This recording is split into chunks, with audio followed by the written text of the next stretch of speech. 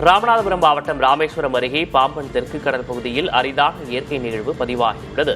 கடலில் உருவான சுழல் காரணமாக கடல் நீர் வானத்தை நோக்கி எழுவது போன்ற காட்சி வீடியோவாக பதிவு செய்யப்பட்டு சமூக வலைதளங்களில் பரவியுள்ளது. இந்த காட்சி விசைப்படகு மீனவரால் பதிவு செய்யப்பட்டதாக கூறப்படுகிறது. மேகமூட்டம் மற்றும் குளிர் வெப்பக்காற்று வேறுபாடு காரணமாக உருவாகும் சுழல் காரணமாக இத்தகைய நிகழ்வு ஏற்படும் என கடல் விஞ்ஞானிகள் விளக்கம் அளித்துள்ளனர். இத்தகைய இயற்கை நிகழ்வுகள் அரிதாகவே காணப்படுகின்றன எனவும் பொதுமக்கள் அச்சப்பட தேவையில்லை எனவும் விஞ்ஞானிகள் தெரிவித்துள்ளனர்.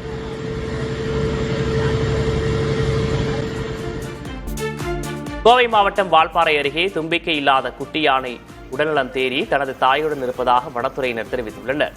அதிரப்பள்ளி வனப்பகுதியில் சில ஆண்டுகளுக்கு முன்பு தும்பிக்கை இல்லாத குட்டி யானை ஒன்று காணப்பட்டது.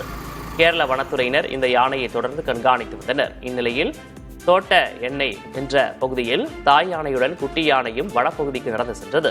தும்பிக்கை இல்லாத குட்டி யானை தற்போது உடல்நலம் தேறி நன்றாக இருப்பதாக கேரள வனத்துறையினர் தெரிவித்தனர்.